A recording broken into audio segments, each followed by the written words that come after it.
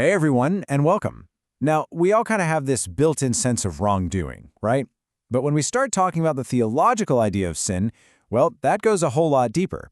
So in this explainer, we're going to unpack what the sources say sin truly is and move way beyond just a simple list of do's and don'ts. You know that feeling, right? That internal nudge that tells you something's not quite right. That's wrongdoing.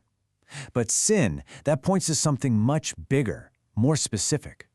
So what's the actual difference? Well, to figure that out, we have to start by establishing the standard.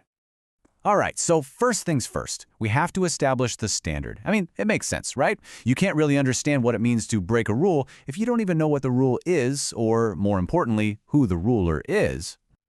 And here is the absolute foundation for this entire topic, according to our source material.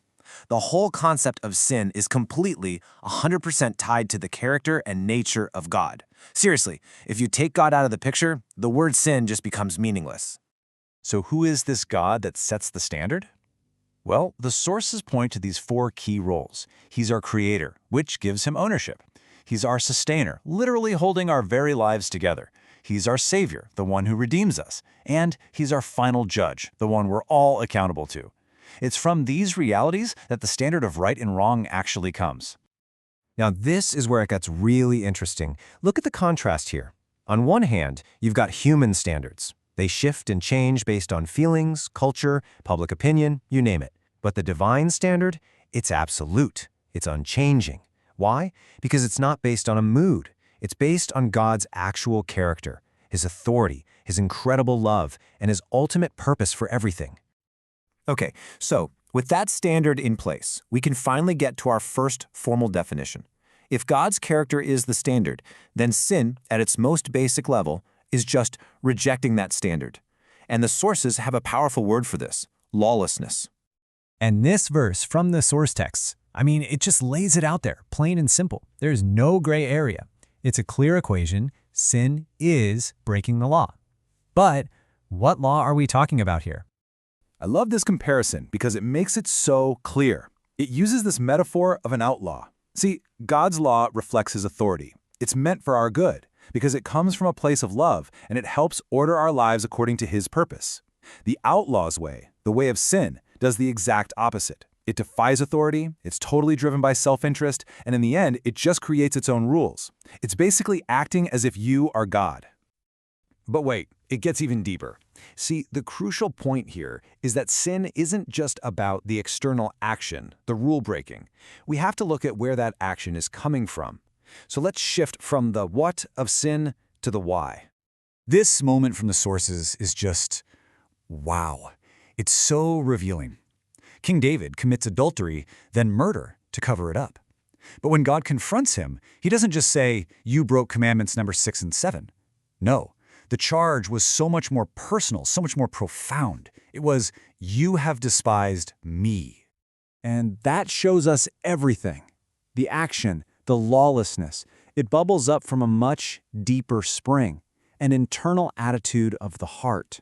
So at its very core, sin is a posture, an attitude of contempt and dishonor toward the God who made us, sustains us, and will one day judge us.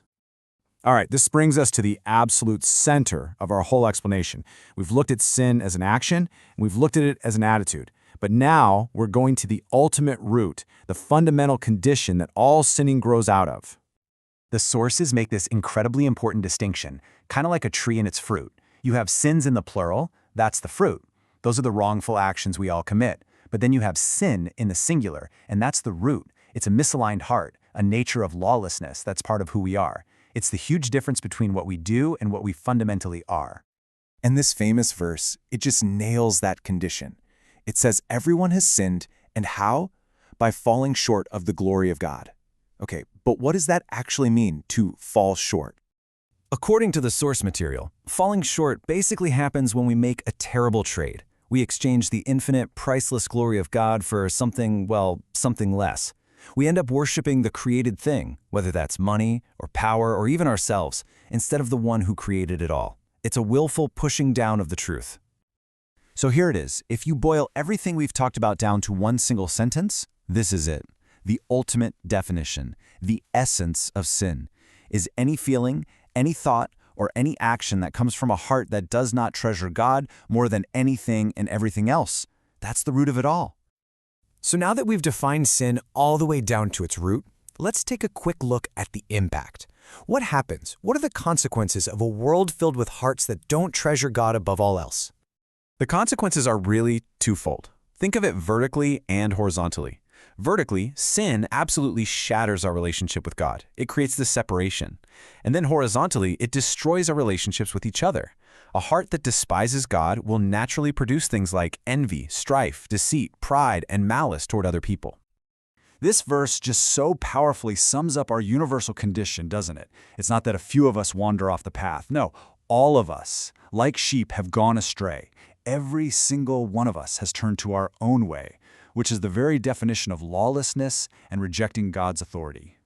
And it is so important to remember this. The brokenness we see in our world isn't just a random collection of bad choices. It's the symptom of a much deeper, more fundamental problem, a basic orientation of the human heart away from its Creator. So we end up right back where we started, but hopefully with a much deeper understanding. If sin isn't just a list of bad things we do, but a fundamental condition of the heart, a failure to treasure God above all else, what does that actually mean for us? What are the implications for how we see ourselves, our world, and maybe even our need for a solution?